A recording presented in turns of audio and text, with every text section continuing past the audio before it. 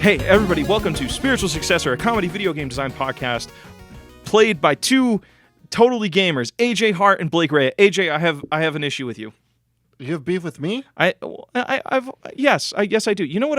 You and I run a video game design podcast, and you know what I realized? What? You and I don't play video games together, and that's a real problem. That's not my fault at all. So here's the issue. Okay. I mean, here's the thing I need you to do. Okay. All right. I need you to shell out $40,000. What? I need you to save up $40,000 and get into Warhammer 40K with me because it costs $40,000 to get into. Everybody, I got into Warhammer this week and it was... yeah, that's right. You took me to the Warhammer store. Hey, Blake, do you want to tell me how much money you spent to get started playing Warhammer? Keep in mind, you don't even have anyone to play with currently. Like $200. $200 fucking dollars. And it's just fancy HeroScape. It's just HeroScape. Fuck you. There's more tactics. The lore is cooler. You have Space Marines. You have cards that have the rules to each of your units. You have units on a board that can only move so many spaces. AJ, it is just HeroScape. When did HeroScape come out? HeroScape came out in the year of 2010. Well, that's funny because Warhammer 40K has been around for like 35 years. Yeah, sometimes new things come up and they improve on the technology that was there before. You know what I mean? Like, Destiny 2 is better than Destiny 1. I haven't played either of them. That's okay. Is the problem that we don't play video games together me? The problem is you, because I've been out here being like, oh, you should come play this video game with me. Come play Destiny. It's free to play now. Come play Monster Hunter. Yeah, but it's only $40. There's no story. There's no story in Monster Hunter? Yeah. There's no story in Destiny? I mean, actually, Destiny has like a light little story, doesn't it? It has a lot of story to it. Oh, I didn't know that. A lot of it's online, but a lot of story is there. Okay. And now you're asking me to shell out $200? Yeah, so you can paint minis with me and we can all hang out and we listen to like barbarian music. AJ, there are fucking space wolves. That's not video game. It's a game. It's a board game. Painting is not playing a game. Yeah, but you have to paint to get your pieces ready and it's fun. It's cool. But, of course, this isn't what we do. We don't come onto this podcast just to attack each other, Blake Ray. I mean, it happens pretty regularly. What we do here is we take video game submissions from online, either from Twitter, email, or the old Reddit. And we develop... Ye old Reddit or a specific Reddit? It's ye old Reddit. We have to go into the... ye old Reddit is the bar we go to, and, like, they have the big... they have the big board up there, and, like, on one section, it's, like... Ye old neckbeards, and it's just a bunch of dudes at Ren Fair doing embarrassing things. And to access subreddits, you need to like go one floor below. Just it's like in a tower. It's in a tower. All right, everybody. Yes, we take your wonderful ideas from the internet and craft them into AAA video games or board games or movies or like literally anything. All right, I got a video game submission for you from our lovely audience. Tell me about it. This submission comes from Mott and the Infinite Sadness at Some Stay Dry. Mott suggests Shin Megami Tensei Digital Daryl Saga. Help Daryl kill God, or, just hang out and play hacky sack. Okay, who is Daryl? Because Daryl sounds like one of the cast members of King of the Hill. Wait, hold on. AJ, we're onto something. Something. Okay, I don't know if you guys know this, but in Japan, King of the Hill is fucking huge. Like, it has a huge cult following. I've heard that, and it never feels right. It never sounds like a true fact. It is very true. They really, really dig it. AJ's going to fact check me. Is that true, though? It doesn't sound like a real thing. It is very true. It sounds like some bullshit that someone would make up on 4chan. Check it out. You can nuke your iPhone. Hey, we should be allowed to post photos of whatever we want. We're not allowed on Reddit. King of the Hill's popular in Japan. AJ, I'm going to pitch you a new game because you're obviously caught up. You're lost in the sauce on King of the Hill. I lost the thread there. Sorry. A VR game where you live out your greatest phobias. So think not X Factor. No, X Factor. No. Fear Factor. Yeah, Fear Factor. Wait. We combine the two. So it's like you have to go live on stage in front of a big ass audience, and you have to deal with your fears live on stage, and you can get commentary. So what if it's a Black Mirror-esque world. Where like you have to, like that episode where like they had like the Twisted Performance show and shit like that. Yes, it's like that, but it's your fears. Okay, so you're facing your fears live on TV in front of a panel of judges. Okay, who are our judges? Who are our judges for fear? Okay, I think the judges for fear, if I was to create a council of people that would judge how well I deal with fear, it would be Chris Angel Mind Freak. Is he even relevant anymore? No, but he just is a scary man. Something about the way that he can just make an elephant disappear and then barf up a dove. That's a level of talent that I'm uncomfortable with. Is Chris Angel Mind Freak the one that made the Statue of Liberty disappear? Maybe. He has that kind of power. That man is fucking crazy. Wait, doesn't he? You know what crazy thing I found out? What? He lives, if I remember correctly, lives at the top suite of the pyramid in Las Vegas. Yeah, because he walked up there on Chris Angel Mind Freak. He walked up the side of it and he said, I live here now. It's my home. Oh, Jesus. This guy's and they badass. claimed it like a horrifying magic conqueror. So the judges of fear, I think, would be Chris Angel Mind Freak, Howie Mandel, Pennywise the Clown. and Pennywise the Clown. Yeah, those are the three. I am very grateful that you did add an actual judge in there, because Howie Mandel is very, very popular. Well, my thought is Howie Mandel is a germaphobe. Yeah.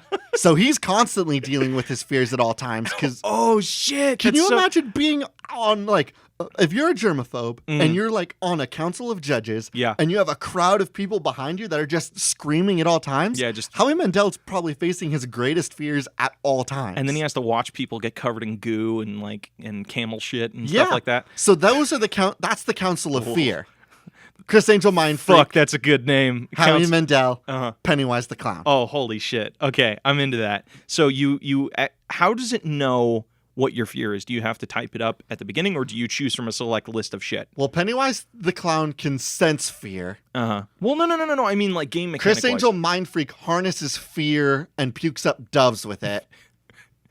Yeah, I mean, like, a game mechanic way. Like, do you have to fill out, like, a thing at the beginning of the game that says, hey, here's this list of 20 fears. Which ones do you hate? I think that we do it with the same weird, uncanny technology as Until Dawn did it, where we have an in-game psychologist that's like, oh, welcome. I'm here to diagnose you. Which do you think is more scary, rats or snakes? Okay. Blake, which is more scary, rats or snakes? Probably snakes. Very good. I'm definitely not about to cover you in AR snakes. God. And then you go on stage in front of 1 million people. Okay, here, hold on. How about this? Because I feel like in VR it can be creepy, but there's definitely a sense of, you're not in danger. So I'm trying to think. Can we make this a real show, though? Hold on. I think it would be really cool if this came in like a big cardboard collection set you can get from Best Buy or something. It has the VR kit in it, but also a bunch of little things that you can put on the person that's in VR that you're supposed to scare them with. Okay. So it has like a bunch of tools, like, there's a snake or something, you get like this little toy that's really slimy all the time that you can run across people's mouths and shit as like they're in the game crawling through a snake mound. So is this like an asymmetric VR game? Yes. So one person is in the headset. Yeah. And then 3 of their friends get to play as Chris Angel, Pennywise. And oh my God. And they each have like different shit that they can do or different goals or something. Maybe they each have different goals. Oh, if you're playing as Howie Mandel, your goal is to just make your friend in the VR goggles as slimy and gross as possible. If you're playing as Chris Angel Mind Freak, your goal is to change all of the furniture in their home while they're in the VR goggles as much as possible. What? No, I feel like you have to put stuff on them without them noticing. So like they have to, like, it's like you have to be secretive about it. And Pennywise, I don't know what the fuck Pennywise does. I think your goal as Pennywise is just to like spook them as much as possible. So like the only one that's actually doing the spooky game is whoever's playing as Pennywise the Clown. Mm-hmm. And they're in control of like making the AR, VR. Okay, so Pennywise is in charge of all the things to put on you. Howie Mandel is in charge of the environment, so he's like he spritzes you with water or has like a little bit of slime that he puts on your shoulder. Yeah, one person like is playing the game with you. 2 of your friends are just fucking with you. I love that. All right, let's talk about another game. Okay, I got a submission here from Erica is Taking Flight. Wonderful. At Open Sketchbook. A game trying to simulate the exact feeling of having to get up to pee at 3 a.m. while drunk and or sleeping medication. So, okay. Because here's the thing. There have been plenty of video games that have been out there trying to elicit exact feelings, right? Like like Last of Us was like, "Oh, we want you to know what it feels like to really punch a zombie in the face." We Brothers, A Tale of Two Brothers was like, we want you to know what it feels like to actually have a brother that you have to do adventures with." A Way Out was like, I want you to experience what it's like to have a friend. Okay, so you're saying... I want a video game that gives me the exact real-world sensation of trying to take a pee-pee at 3 a.m. while I'm drunk as shit. Oh, you know who we should contact for this? Who? Hideo Kojima. Because he's got a new PP game coming out. Why don't we just pitch this as an add-on for his game? Because he's really into the fucking piss mechanic for some reason. I want to think about some adjectives that we can try to capture into a video game right now. Okay. I'm just crunchy knee. Okay, crunchy knee. What the fuck?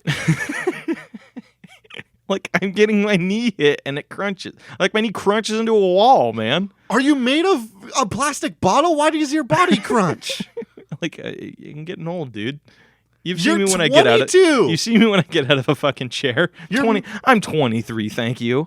23 and your bones crack like you're fucking Mr. Glass. Yeah, dude. Give me another submission because you fucking crunchy need this one. All right, so for the first time ever, we have actually gotten a trilogy submission. This comes to us from Kyra the Spira on Twitter. Pauly Armour, a dating sim where you date other suits of armor. So then, Pauly Armour 2, the wearer must share the love imbued into the armor from Pauly Armour 1, is infectious to its wearer, and unfortunate or fortunate happenstances join your fellow soldiers on the battlefield of love.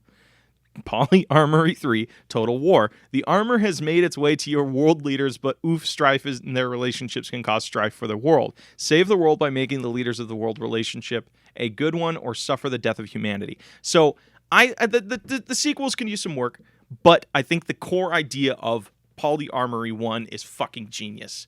I want to date suits of armor throughout history. Before you get too far in this, I think Pauly Armour 1 is an amazing game. Don't get me wrong. I'm very interested in the idea of a game where you get to date suits of armor and you build like I straight up know people a small who would do tactics that. game. I think that's cool. Pauly Armour 2. What? They had people in them the whole time and they're in love with me too, maybe. So like perfect run of that is like... Wait. How did you date some piece of... Well, that's what the game was, right? No. Pauly Armour 2, the wearer must share. The love imbued into the armor from Pauly Armour 1 is infectious to its wearer. See? Well, people in the suits... No. You fall in love with the suit and then you get inside them. No. Hear me out. This is what I'm going to say and put a little spin on this. Okay. The suits were being worn by somebody. The love energy between the player character in Pauly Armour 1 and the suits in Pauly Armour 1 infected the hosts of the armor. So it becomes like once the story wrapped on Pauly Armour 1, a really, really amazing game, the sequel came out and we revealed that, there were people in all of those suits of armor. And so in the sequel game, we had a really, really fun bender where like you had to maintain relationships with the old suits of armor because you were able to carry over your save and you obviously had a perfect run. While at the same time, now the love energy has imbued into the old wearers and they can be brought into your fold. So I think that now there was 8 total love interests, the 4 armor in the old one and then the 4 people in the new one. But then we got to Pauly Armour 3. And we had a little bit of a shake-up in the formula. We scrapped the old love interests, and the armors got to the world leaders. And can you give me a quick little summary? Pauly Armour 3, Total War. The armor has made its way to your world leaders, but strife in their relationships can cause strife for the world. Save the world by making the leaders of the world relationship a good one, or suffer the death of humanity. Okay. What if... No. Stick with me. I'm sticking with you. What if the armor had ulterior motives? Like they're truly the ones in control. We Doki Doki literature clubs this shit. So it starts off like this. There's a girl. She loves going to museums. She loves the armor section. She loves the sword section. She loves everything having to do with battle. So she one day finds out it's a night at the museum situation. All of these armors come to life, and they all have personalities from their timelines. Yeah, why are you just giving me the story to Pauly Armour 1? Because it's gonna. Oh, is it coming back in Polyamory 3? It's gonna come back in Polyamory 3. Okay. So wait, I just want to make sure we're building Polyamory 3, right? We're gonna build Polyamory. Polyamory 1 and 2 were fucking incredible games. We're doing no. I think I might want to change Polyamory 1 a little bit. Okay. So it starts off as just like you think it's going to be a dating thing, and her whole goal is that she wants to help. She can only have one armor suit escape from the museum. Because once she steals one, they're going to go on lockdown. She wants to steal one of the armor sets to, be her lover for the rest of life. I don't know. It's like you either have samurai armor, medieval armor, or Egyptian armor, whatever. So, but you find out the one that escapes in the next game had ulterior motives why they wanted to get out. So now they actually take over the girl when she wears it, and now they are using her to do their weird mission. So then that armor makes the other armor escape, and now their whole thing is that they want to go to the world leaders and take down this fucking world. There's just like at the end of Polyamory 1, which is a dating simulator. Yes. You figure out which armor you fall in love with and you want to help escape from the museum, but the rest will have to stay there because you can only have one. Okay. Maybe there's multiple endings where you escape with all of them or something. Like you manage to do. It has to be like. I want to carry over the save files like a BioWare game. Okay, so let's say they steal the samurai armor. So you take samurai armor with you in game 2. Now game 2, I think. What the fuck are you building to? We've been so lost in the sauce. If we're not doing a game where you spent 2 games building 8 suits of armor to love, I want to know what the fuck you built to. By the end of Polyamory 2, you have an army of armors that are then going to go all to the world leaders of 3. I just want to do a game that's horror. That's like about horror.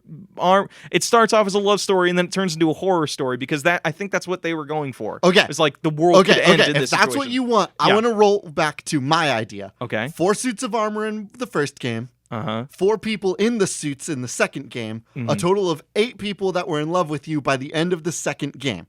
Okay, so wait, you are saying the people in the suits of armor in the second game are different from the suits of armor themselves. Okay, so you have 2 personalities operating. No, the player is one person. AJ, I think we're lost on this game, and we should probably discuss another game. Pitch me a new game. All right. This submission comes from Raphael C. at R. 2000. Oh no. I know this picture.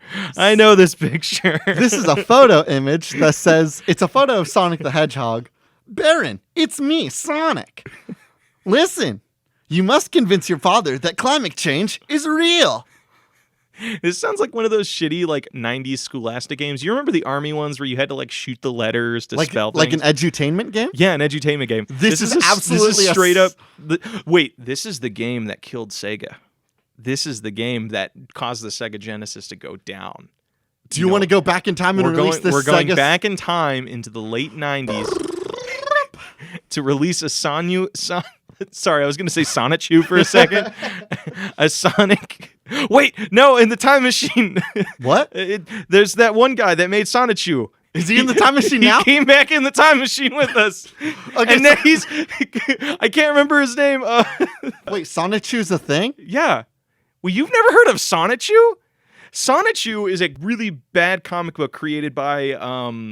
there's a great documentary. What the fuck am I looking at? Sonichu is created... Is this a fake Sonic-based Pikachu? Why was I able to find a Wikipedia article for Sonichu? All right, so Sonichu, for those who don't know, and I don't know why AJ doesn't know, being that you love memes, Sonichu is created by Kristen Weston Chandler, and he made really, really bad comic book series... I can tell. That slowly became less about Sonichu, his weird Pikachu Sonic amalgamation, and turned into like him making comic books about his normal day-to-day life.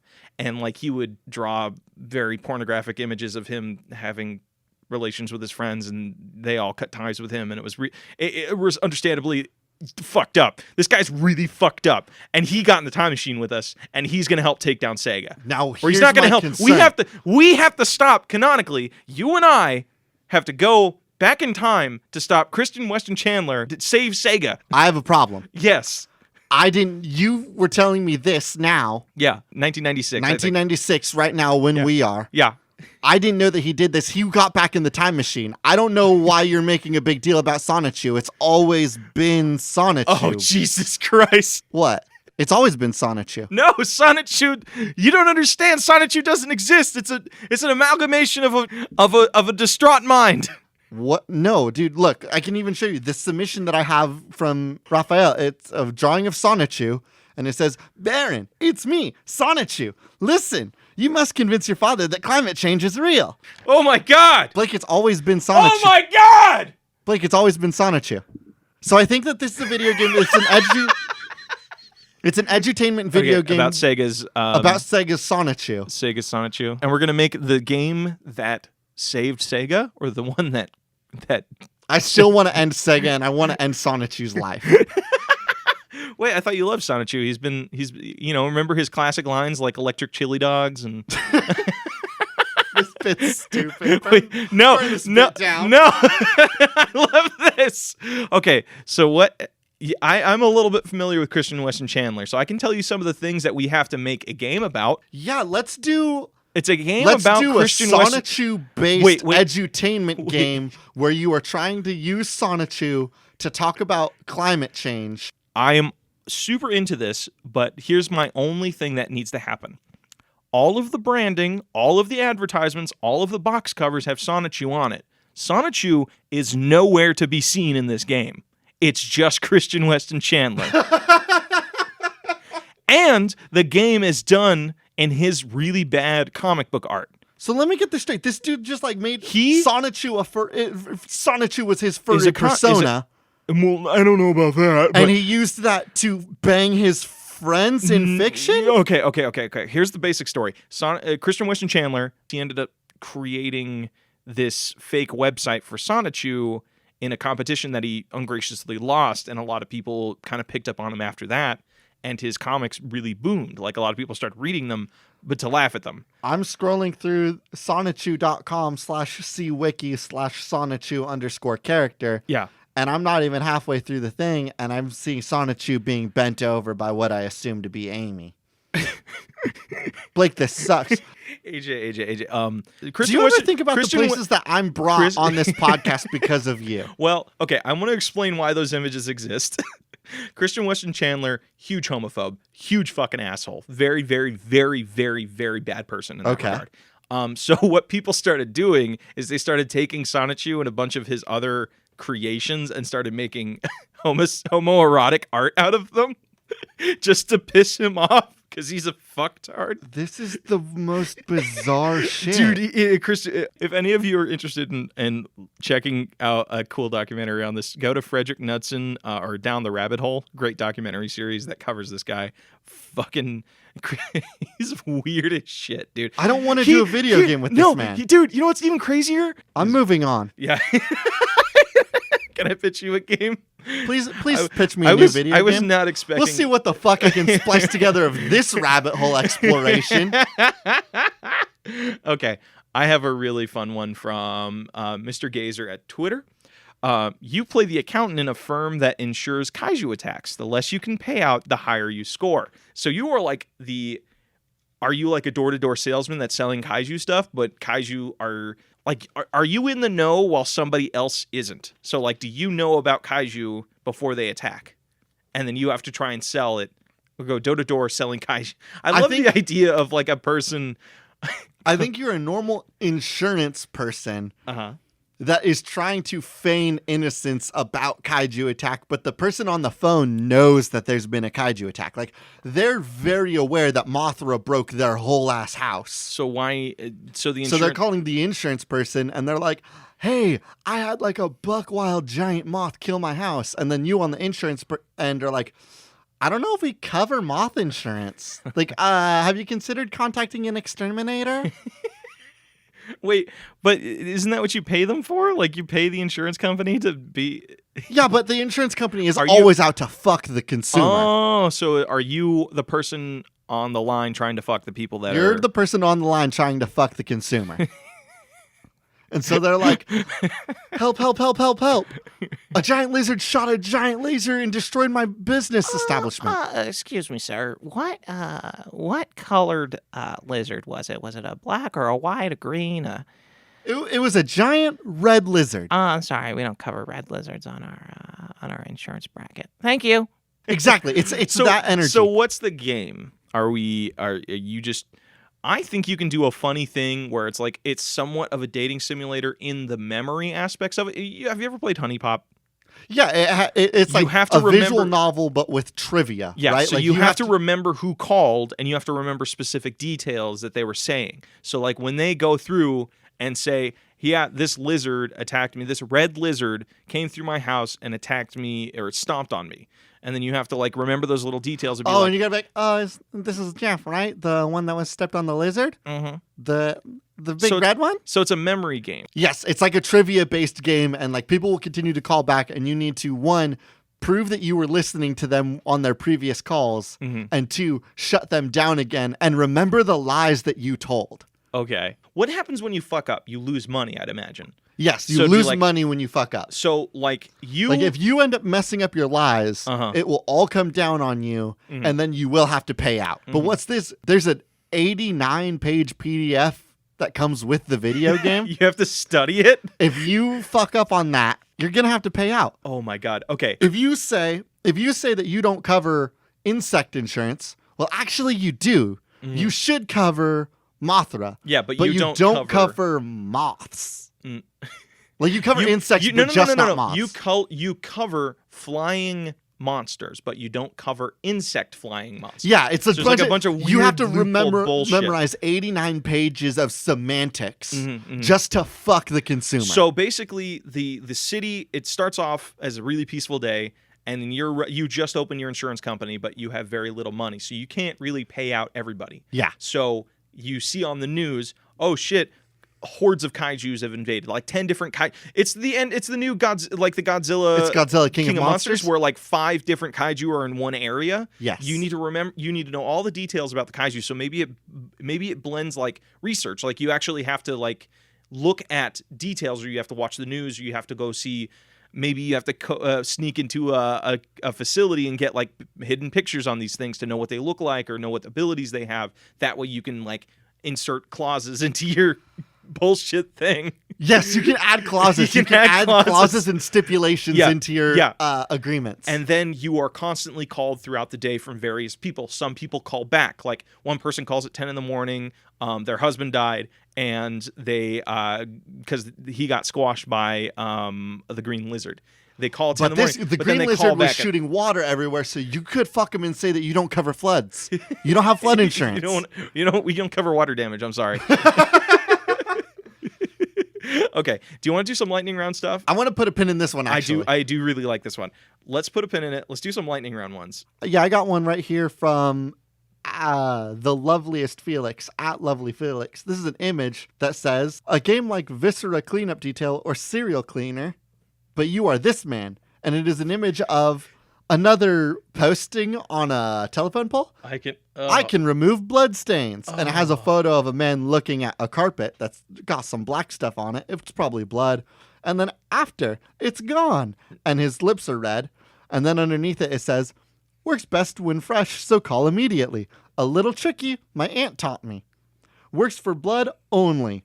No other bodily juices or oils. I don't like anybody saying bodily juices. I'm waiting for your call. Can we? I wonder what would happen if we called. I was wondering about that on the Cornelius thing. Well, you told me that you looked up the Cornelius thing, and we're gonna pretend that it's not a big publicity. No. I'm wondering what would happen if we made a call to the blood person right now. Right now? Yeah, I'm wondering what would happen if I called them right now, and I want to see what we get.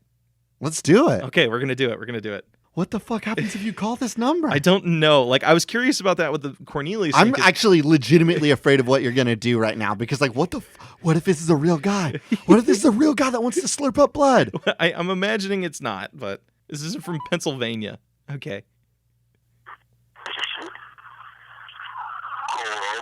can remove blood stains. I'm so tense. I can remove blood stains. Is this just a Is it just a loop? I can remove It's not a loop. bloodstains. I think It's not a loop. no. It's an answering machine. It's an answering machine. I can remove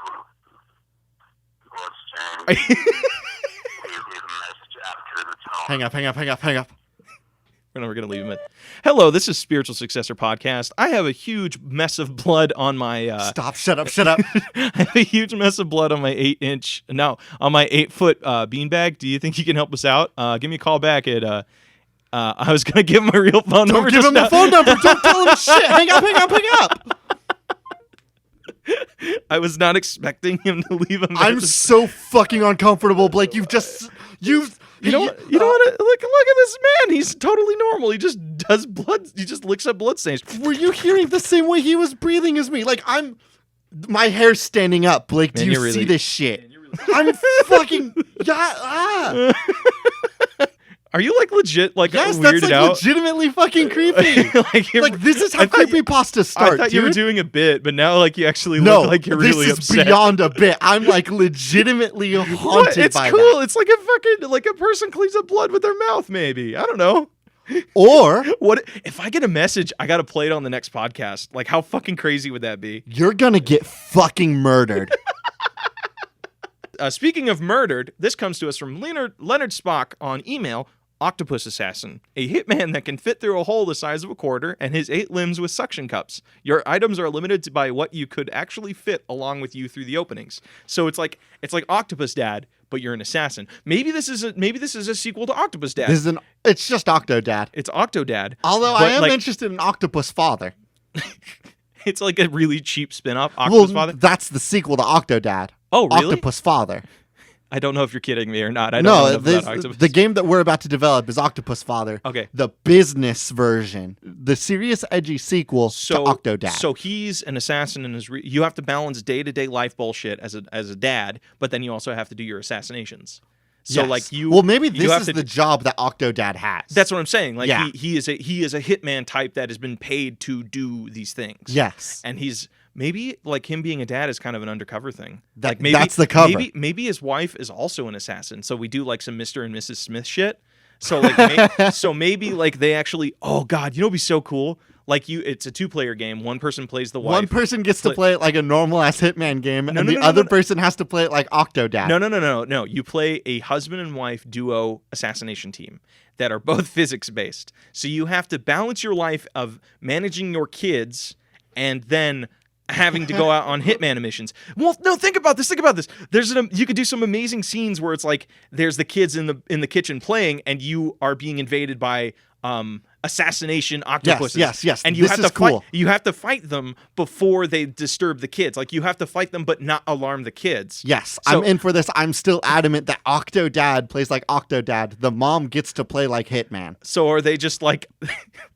So this is like Fear meets Octodad. Yes. Okay, so I'm okay, really excited actually, I'm for really into this because it's like you have a regular ass woman who's a hitman, Yeah, a Hitman. and then you have their husband who's an octopus. And he says, "Going to the criminal." And he puts him in a rear naked chokehold with 8 arms, and then the wife comes in and blows his brains out. Just shoots him to So, death. Jesus Christ! Okay, you want to give me a fast one? Yeah, I got another quick one. This comes Okay. from Ongru, who Death Forgot. Ongru suggests, y'all have been tasked with making a dating sim visual novel arcade machine. And I want to combine that with a combination submission that we got from Deacon Tot, Okay. at Devin. That's a shit ton of numbers, my man. What about a Mortal Kombat visual novel? So I think it's a Mortal Kombat visual novel dating game that's still within an arcade cabinet. And if you screw up the dialogue trees, you get killed, and get then you have to put fatality. in another quarter. Okay, AJ, who kisses the best in Mortal Kombat? It's a trick question. There's only one answer. It's the dude with like the blade arms that has like a huge ass mouth. I was gonna say Kitana because I think she's the lady with the big mouth. Yeah, like that. she has the sharp ass mouth that I don't think she has lips either. I like that we thought of who would kiss good in Mortal Kombat. Nope, Kitana's a normal girl. That's boring. Who's the girl with the cool mouth? The Anyway, sharp- I like the that sharp we mouth. I like that we both thought like People who with bad mouths. People with sexy mouths that look like they could just Don't- take in your whole jaw. Don't ever say sexy mouths ever again. Chomp. Gives a whole new meaning to snack. Look at that snack. I'm gonna eat their face. So yeah, if you play through a visual novel in Mortal Kombat, but if you script any dialogue line, you're gonna get eaten to death. Oh, okay. I'm into that. Okay. Question. Oh? Yeah, Mortal Kombat, dude. Oh, you're into that. Well, yeah. You know what's even weirder? What? If you're playing it in an arcade setting, everybody's going to see who you choose, and you can make a really weird deal out of that. Because there could be one character's like, you chose them for weird reasons. Oh yeah, everyone's gonna know exactly who you're into when you play this cabinet mission. It has such a big screen, so people can watch. Dude, I don't like the idea of people watching other people play a visual novel because like there's this weird, there's a weird sense of intimacy with that. Like, and I just don't want people to know me in that way that my computer waifus do. You don't want people to know who you chose in Honey Pop? No, I don't. Actually, I like the nerdy girl with the blue hair. So this submission comes from, I got another lightning round. This is a weird situation. This one wasn't submitted to us, but it was then this is a good submitted one. to us by a friend. Yep. Or by a follower. This submission is from Gazer at Mr_Gazer, Yep. who submitted another idea from Mike Midgel at It's Midgel Time. Mm-hmm. An MMORPG where everyone on a server remotely controls a cell, Osmosis Jones style, in the body of a gladiator that is fighting against a gladiator controlled by another server. I love that idea. I love the caveat of Osmosis Jones style because this means that it's like I want it to be like a Grand Theft Auto I was thinking the exact same style MMO. It's like a contained world like GTA 5. But in Yes. that world, all of these little things can happen. But my question is how does that affect the gladiator? So, like, are there going to be, like, AI that are going to be like, oh, we need to go blow up his bowels so he shits himself during a match or something? I think that and you need to everybody prevent that from happening. There's daily things that need to be happening, right? Like you need a general like group of people that are doing enough like urinary tract missions so that you can keep that gauge up. But then you also need like maybe your server's having a really good day and you're like, oh, what's like the powerhouse of a human body? The heart, I guess. Or the brain. The brain? Yeah, maybe the brain, I guess. Anyway, you're up in the brain and you're like, I want to punch this guy. We're going to give this guy such a good punch. We need to overdo the adrenaline on the adrenaline missions. Yeah, Yeah, so you like, don't feel the pain as you're tearing through 5 dudes. yeah, so there's server heads. There's like a council of server heads. And they're the ones that are going to be like, hey, team, I want you guys to be focusing on adrenaline today. Okay. We really need to whoop the piss out of this I team. feel like you can either do one of two things. Like, I feel like it can either become really monotonous, like... Oh, it's going to be monotonous. Well, I mean, like, it depends. People will be building bots to do the urinary tract. I feel missions. that it's a big open world that you control Osmosis Jones in. So you have the person that you go to for your missions. Who's the person that gives you the missions? It depends. Who are you reporting to today? Say you're like, let's just go with Osmosis Jones. Say you're part of the sheriff department. So you need to go and stop bad things before they happen. So like you are going to the P track, make sure all the workers are doing their thing.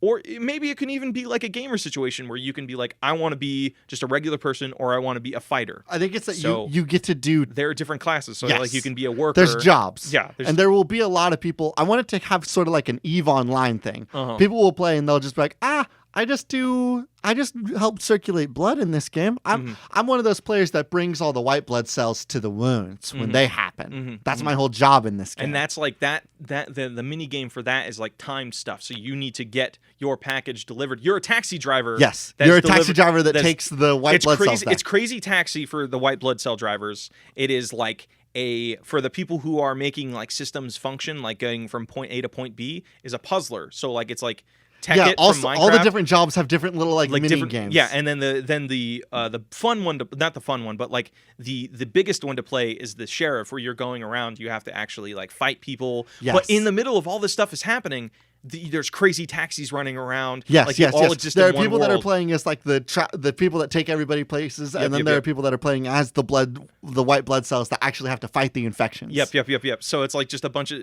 each one. Oh, that's really fucking cool. That game would be cool. Okay. I'm gonna pitch you one more game. seriously, Leonard Spock, thank you so much for donating some ideas this week. You like pitched this like a bunch. A game where you control a crow that works for the mob in New York. Just a bird with no powers, but you can move things a crow could move. Mess with wiring, get into small spaces, spy, and poison people. You're the world's greatest crow. You're the world's greatest crow, and you wear a little boulder hat like a bad guy. That's the only special thing. Yeah, that's how you can pick that crow out from the crowd. So I want to know, what's the first hit mission this crow is put on? Because what can a crow do? I think he needs to attack somebody. The first thing a crow can kill is a cat, I think. Oh, they have to. Oh no! So they get all the missions that aren't you need like. to keep in mind, it's oh no! Your job as the crow. You're not doing a murder. Your job as the crow is to like inconvenience the people. So you kill the cat of a rival mob man. Oh, so he's depressed for the and now he's week. depressed and he's going to be caught out, and then the boss is going to kill him. So you're the scout for the mafia, basically. Yes. You run all like the little missions that prep things for bigger missions. Yes, but I also love the idea of this crow coming in because, like, on one hand, he is just a scout and he's like a tool for the mob. Yeah. On the other hand, he's the most effective tool at the mob. And Yeah. I really like the idea that there'd be these cutscenes where, like, there's a bunch of mafioso around a big table, and then at one of the chairs is just a crow with a hat. With a cigarette. A cigarette and a shot of bourbon that he just like pecks at. Yes, and I think that this game plays like this game would play mechanically similar to what Anthem was. Like it has that level of like flying, like those 3 stages of flying, but it's Yeah. a crow. You can walk, which is more of like a hop everywhere. You can fly or you can hover. Okay, I know he said it's just a normal crow, but I think one thing that It isn't. Is the crow part robot? No. Okay. I think the crow should be. It's smarter than every other crow. Smarter than an average crow. And then it can lead other birds. So it can like it starts off as a game where you're just controlling this one crow. And as the game goes on, you can have legions indoctrinate of- other crows. Yeah, you can indoctrinate a murder. No. You don't like the gang mechanic in Assassin's Creed, the British one, where you can like have your own gang. Yes, you It's can have that. other crows So you follow can have you? crows doing, and you can have other crows and pigeons doing, and they're all specialists. Like each bird is a different specialist. There's a full. There are 3 crow upgrade paths. There's Yeah. the murder upgrade path, Oh, which is the shit. upgrade path that would allow you to have more crows with you. Uh-huh. It's not murder like death. It's murder like your pack. And like, now you can order more crows, or you can like have the crows do more complicated tasks. Okay, and then the other one is the saboteur, Yeah, the which is saboteur- which is like a guerrilla warfare crow. That's and then the one there's- that's going to be like, now you can like peck through the Yeah. right wiring. Now you can mess with these things. Now you can like mimic voices better. Gee, what if there's this And then there's going to be a third path, which is like the physicality path, and that's like increasing your flight speed. That's increasing how Your long you can peckability, fly, your- and your peckability. See, I love. Okay. You know, taking a little note from that wonderful game you played, Yakuza, where you have to do different fights to level up different fighting abilities and stuff like that. Mm-hmm.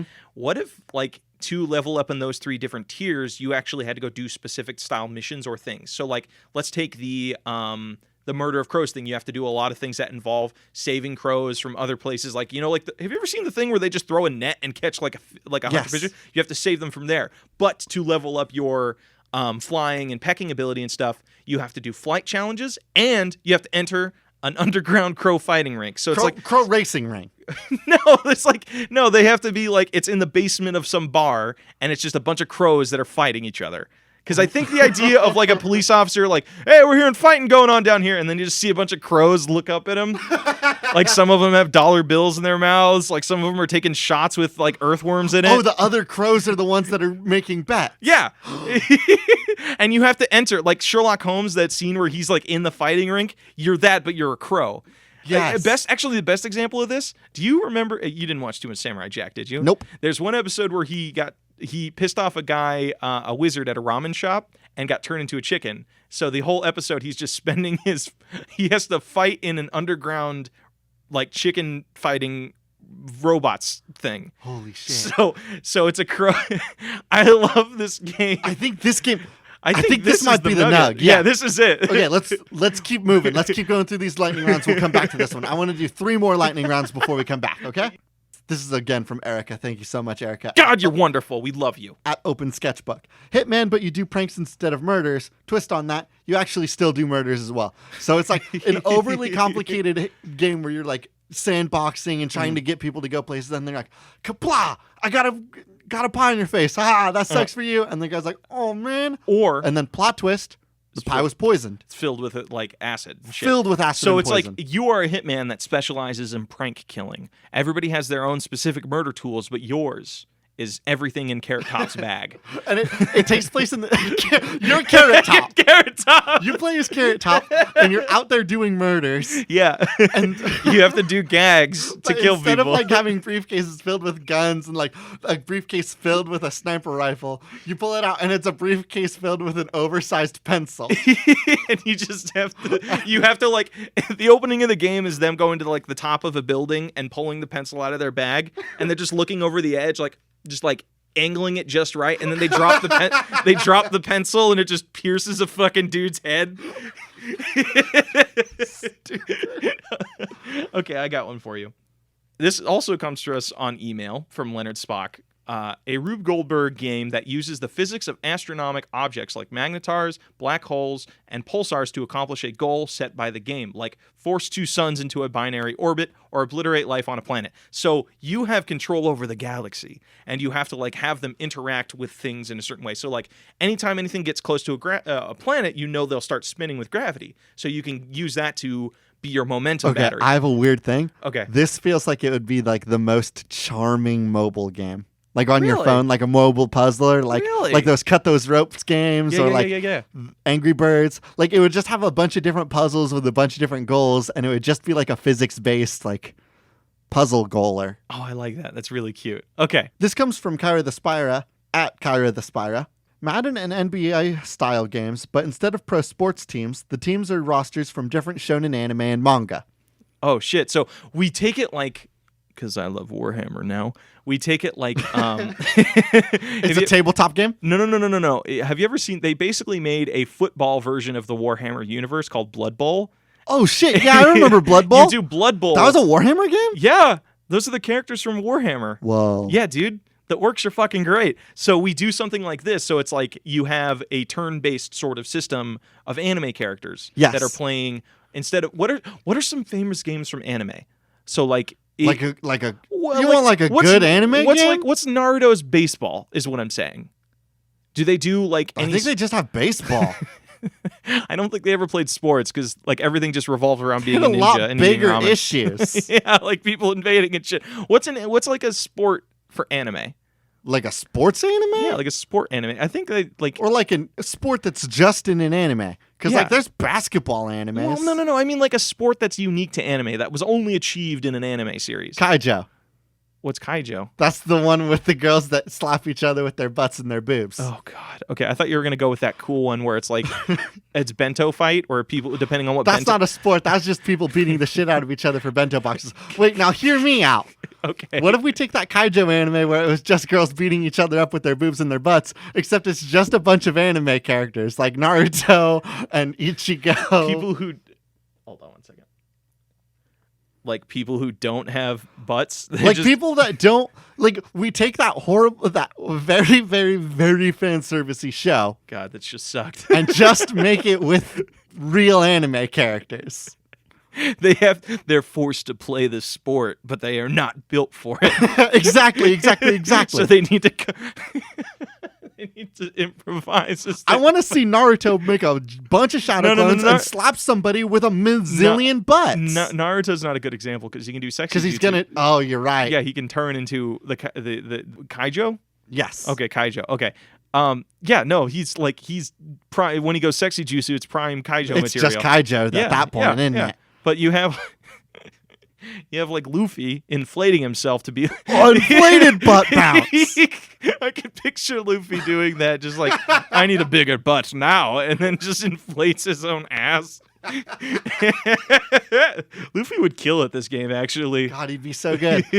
All Okay, right, let's go back to the Nug. Let's go back to. Are we going back to the Crow game? I want to do the Or Crow are we game. going back to the other game, which I forgot? So you know what? Fuck it. We're not doing it. It's the Crow game now. Don't say you forgot. That's insulting to the audience. It's more insulting to us making memorable comedy. How dare you?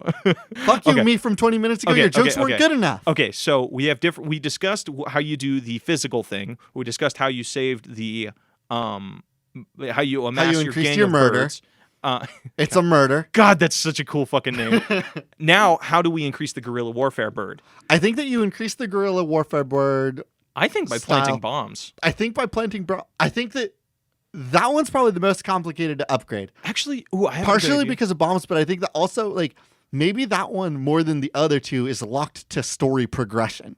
Interesting. Okay. Because you would need to progress the story to unlock some stuff, and then like the upgrade path for it would be like easier puzzles. Like maybe you're a lot better at lock picking. I have a good idea for you. Okay. So the primary reason why you were hired as a crow for the mafia is to spy on people. And that's kind of part of guerrilla warfare. You know, you watch them and get in. So you have a camera strapped to your back. So you have to do all these sneak missions of crows, where you have to like go get footage of other mafias doing bad things so they can use that as dirt. So then, but during those missions, you might run into opposing. Oh my God! Hold on, AJ. I have the perfect fucking idea. No. Our mafia is headed by crows. The other mafia is headed by pigeons, and the other mafia is headed by doves. I think it's important. So that you have like they're not headed by. You are employed by. you are okay. So that this mafia employs There's a crows. real mafioso Yeah. boss. Yeah. You're working for the Godfather. Yeah, you're his right hand crow. Like you are the mafioso of the crow world. Yeah. So then you have like opposing gangs where one's the doves, like the white doves, which is just like an all-female gang who just like has really badass claws and shit. Hell yeah. And then you have like the pigeons who are, I don't know, like the everyday. They're like way faster. They're like the unions that got like They're the workers union. They're the workers union. Well, actually, wasn't that the mob? Uh-huh. The mob kind of stemmed from that. I don't know. We've been over this before. We don't know shit about history.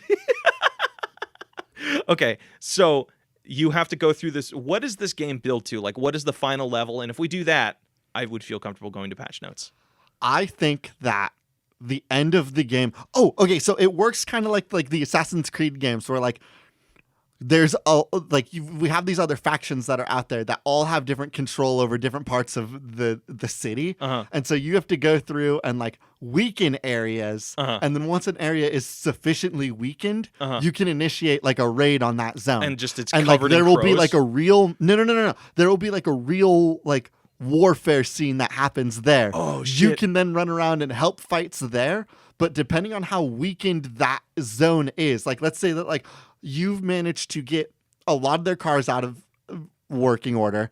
You've managed to make their leader really depressed. You managed canceled some of their weapon shipments, so not everybody's armed with a gun. Yeah. but most of them have bars and and shit like that. And then when you initiate the raid by telling the mafia boss that it's ready, Yeah. this RTS thing will happen. It will be this AI-driven battle sequence that you can kind of help with, but not super. I And it's disagree. I think it will be AI. Like this whole these two massive gangs will come towards each other. Yes. And depending on how you did affects like what they bring to the table. But then over the gang begins an aerial battle of pigeons versus crows. So you can either take place in the fight, which is like a dog fighting sort of thing, where you are taking out pigeons above. Yes, there's or a dog you can- fighting thing. Or you can fly down and be like, oh, you see one of the opposing gang members drawing his gun. You come by and you snatch it out of his hand. Yes. And then you can use that to throw it at another game. I like that the most. I think that the more difficult zones have birds that will stop you, and that's when the dogfighting comes in. Yeah, But I think yeah. for like the early levels, you're just like getting the hang of it. It's like, oh, you can interfere with the people that might have guns. So that you're... And like, then you can use them you can pick it up to throw it at people. So that, because I feel that's satisfying, because that And allows that's you to take out That's people. an upgrade on the technical trait. Oh, like the more route. you can carry? The more you... Well, you can...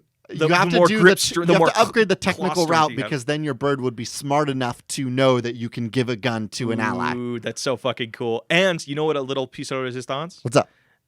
Your mob boss runs a tailor shop as a background thing, and you can go to the mob boss to get custom hats for Yes, your crow. you can unlock more hats. You can unlock more beautiful hats for your crow. Yes, you can unlock more hats. I really like what I really like about the raid system this way though is the fact that it doesn't have to be at 0% control in the area. Like whenever you feel comfortable doing the raid for this zone, you can do the raid for that zone. You can just make it easier by continuing to do more missions in that zone. And the game's probably not over until either one, Total the control. really, really good mafia storyline that we're going to create about the mafia's like leadership and drama and like revenge for AJ, their son. the last scene is the mafioso human dying because he got shot. But and he looks at the crow. He looks at the crow, but he's holding the crow. It's like the opposite, where the crow's holding him, and he's just like, "Go on, my son, lead." And the final shot is this crow sitting on the mafioso chair with all of his birds and I think mafia around him. The central storyline is that your mafioso's boss, his son, was killed in a horrible mob crime, and then your mob is taking over the whole city. And in the final cutscene, the mob boss dies, and he's holding the crow, and he's like, "You are my son now." And then the bird gets it like bequeathed to the whole mafia. The crow sheds one tear and does like a really sad.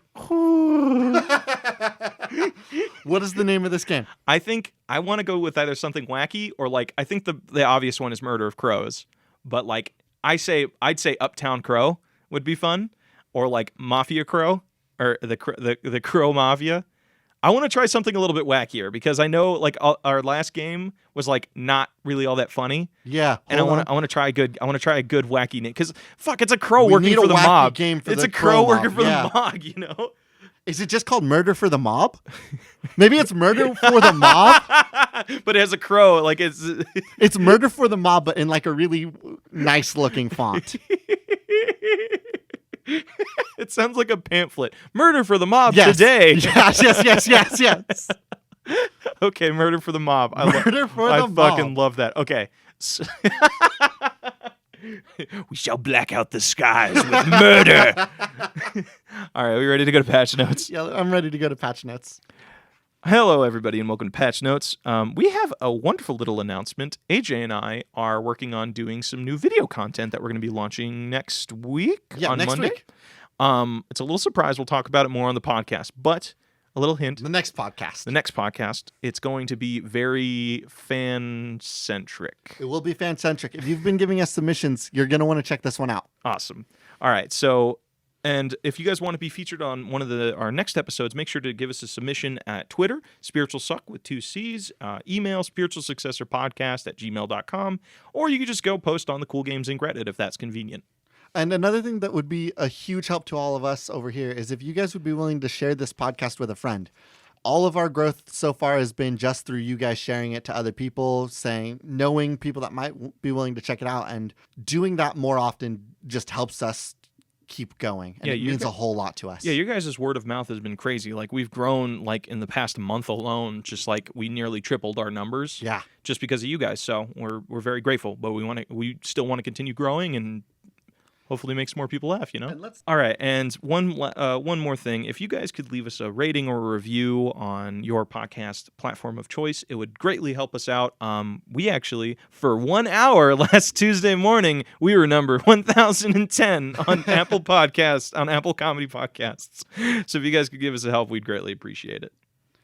And then, of course, if you guys want to see some of the beautiful art Blake does every Thursday, you can come check it out on Twitter at SpiritualSuck with 2 C's, or on the Old Cool Games Inc. Reddit. The art he does every single time blows me away and makes me chuckle so much. Except the last one. The last one was a lot spookier. Yeah, the last one was a little spooky. But that was my fault because I was imagining... Oh, God, you're going to tell... Hey, every time we talked about it on the podcast, we said, Ferris wheel. And in my head, I was thinking, carousel. AJ didn't know what a carousel was. I mean, I know what it is. No, he didn't know what a Ferris wheel was because he thought it was a carousel. I had them mixed up in my head. It's a carousel, just vertical, I guess. So when we were imagining it, I was imagining a carousel, and he was imagining a Ferris wheel, so it came out a lot spookier than we had thought. Last but not least, the intro and outro song that we use is Cheap Shop by Anna Monoguchi, an excellent song for an excellent game from an excellent album. Thank you guys so much for listening. I'm AJ Hart. And I'm Blake Rea. This has been Spiritual Successor, and as always, these are cool games That should not be made.